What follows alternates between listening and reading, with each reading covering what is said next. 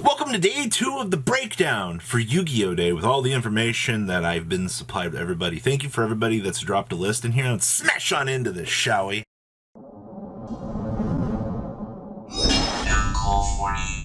As usual, make sure you guys subscribe smash that subscribe button so you guys don't miss out on more awesome content. First list we have here is Logan Adams' second place Gravekeeper list. And the first thing I want to say about this is, oh, hey, you know, typically what happens when you play Necro Valley is an anti-meta concept. Okay. So, engage into Hornet Drones. Wow, look at that. Kagari, add back. And then you can go, well, you know, typically 2 monsters can make Verte Anaconda here. Oh, wow, just 2 effect monsters. And we can do it. So we've effectively streamlined the whole process here on a 3-card engine for our deck. We did it. This is what innovation looks like, ladies and gentlemen. I'm not really too sure what I think about this, but all right. It's standard. Necro Valley goes second, grind the opponent out, slap Red Eyes Fusion on the table. Just slap it on that bad boy, and you will win the game. Truly skill at its finest peak. I wish I could really say more about this, but Necro Valley is one hell of a card. Alright, so appreciate for what you really can.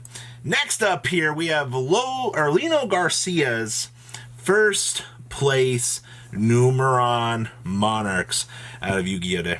So we basically just fully disrupt the opponent. We Vanity's Fiend, laugh at our opponent.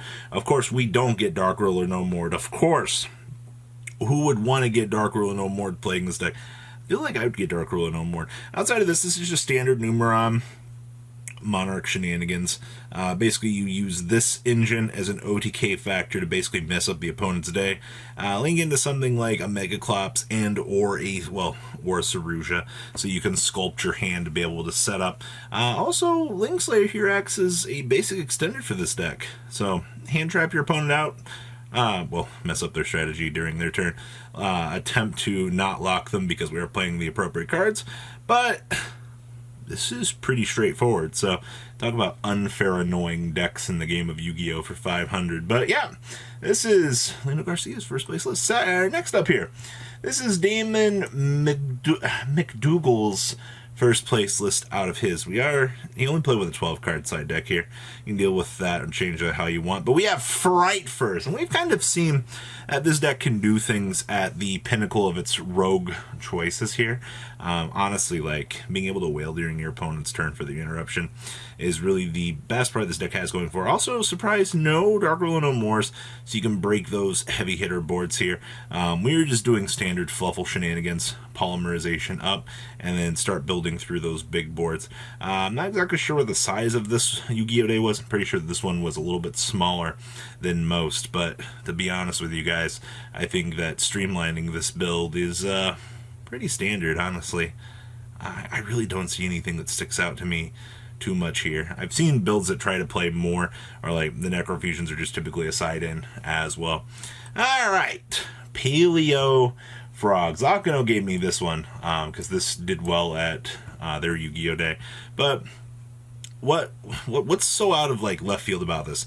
Rise to Full Heights has kind of made its way into like the standard of Paleo at this point. There's just kind of something about this card that like players really are enjoying. And yes, that's Redeemable Jar. You can banish 1 trap card from graveyard, add from your graveyard to your hand 1 trap card with a different original name from that banished.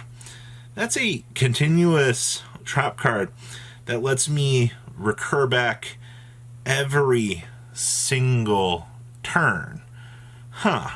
So that means in our grind game, we can really mess up the opponent's day. Yes, this is a very interesting tech choice for Paleo. And this is something I don't think we've actually seen just yet come up. So, something to consider.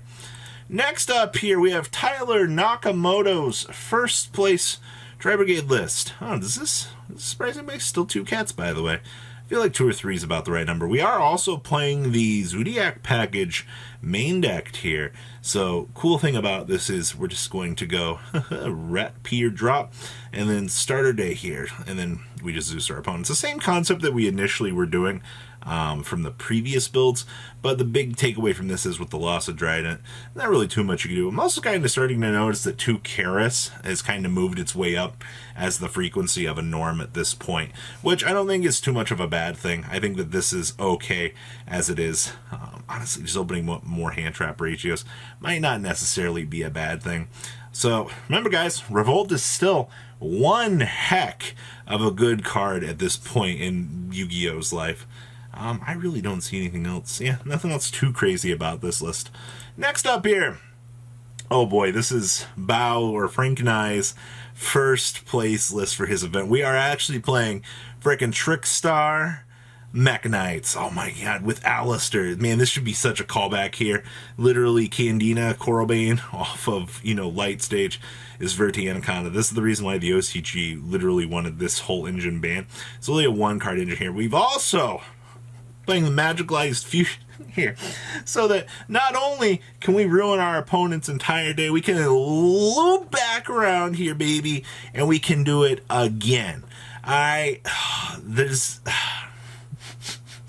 just something about being able to do this. We're also citing in the Neos Fusion package here. That way we can also do shenanigans with this if need be. But outside of this, standard Mech Knight shenanigans, super poly away the opponent's board, and just have a good old time as our opponent internally cries because they can't actually do anything. Alright, next up here, we have Aston Brooks, first place Drytron list, and I was actually kind of wondering when we were going to see one of these. Interesting tech choice here of the 2 Diviner of the Heralds, which I think is fine. We are playing 1 Manju in here, which is also kind of interesting, actually. E to 10 Ultimateness, this package is fine. We've chosen to main deck the Nibiru's here. There's that Ariel. I've noticed that a lot of people are trying to play this right now. This kind of comes up, and it's actually very interesting to me. Alright, so nothing else too interesting to really say about this list. Next up here, woo, more Drytron. This is David Bowie's first place list as well. We've actually opted to play the Natasha, unlike the previous list that you guys just saw there, who's not actually taking advantage of Natasha. We also have the Dark Ruler No Mores, so that we can make that big board break that we actually kind of need to do with this deck. Honestly, 2 Prosperity and 2 Talents is kind of interesting. I'm not exactly sure if I'm a super big fan of that. We are also not playing Fafnir in this deck. Holy crap. I'm not used to seeing builds without the field spell in it, but alright, very Underworld Goddess also out that adding Mister problem. Alright, yeah, this also looks pretty freaking standard, man. Like, if I was playing this, I'd probably go with this build more than the other one. There's nothing wrong with the other list in particular, just I kind of like these tech choices a little bit better for this list. Next up here, we have Callum What in the world is this? This one a Yu-Gi-Oh! Day? Yeah, this evidently won a Yu-Gi-Oh! Day. So this is just Grand Manju, Numeron. That's Inferno Tempest. So this duelist actually was playing Inferno Tempest. What an actual cluster of a deck. I don't even have words for this. We have, oh my gosh, we're playing Banquet of Millions. Wow. If you guys want a fun deck, this right here is how you ruin days. Alright, Necroface, oh my god, guys, you know how to ruin a duelist day when you play this bad boy right here. Alright, this is the pinnacle of Yu-Gi-Oh! Torture, and I love it. Next up here we have Jimasu Tamasu's Cyber Dragon list. And interesting thing about this, we are right straight back to Dragoon. Wow, we're only playing 1 Cyber Dragon here for this list. So this is basically more of a Control-esque Cyber Dragon deck. Less Cyber Dragons doesn't necessarily surprise me. I guess you only have to pick up 1 Bling 1 here. We also have the anti-spells to fight off our good friend, Sky Striker. Outside of that, wow. I didn't actually think there'd be a time where they would reduce the number of Cyber Dragons and just play more of like the cards that become the name of the card, actually. That's kind of interesting, huh? I guess more of a compressed engine really can achieve you some good results, and there's particularly nothing wrong with that, but it's kind of where we're sitting right now. This is exciting, actually. And the last list I have for you guys here is Ralph Lee's first place list as well. Once again, we are back on standard Shaddoll invoked here, maximizing on full potential. Actually, only 2 super polys. We have the Cosmics to fight the back row, which I think is perfectly fine. Ariel's definitely become more of that staple card presence in a lot of these builds. Outside of that, this is also pretty standard, all things considered. I mean, if you're playing the Red Ice package, yeah. So, guys, what do you think about today's information? And did you guys have fun at Yu-Gi-Oh! Day this weekend? Please leave a comment down below. Smash the crap out, subscribe button so you guys don't miss out on more awesome content. I'll see your beautiful faces back here later on the day with some more cool, awesome content. Have a good rest of your day, guys. Peace out. Thank you, patrons, for making the ride never truly end. Without you guys' support, well, I would probably be doing Truffle Shuffle videos for a living. Guys, please check out VanCool40 for all of your Cardfight Vanguard content brought to you by MCool40.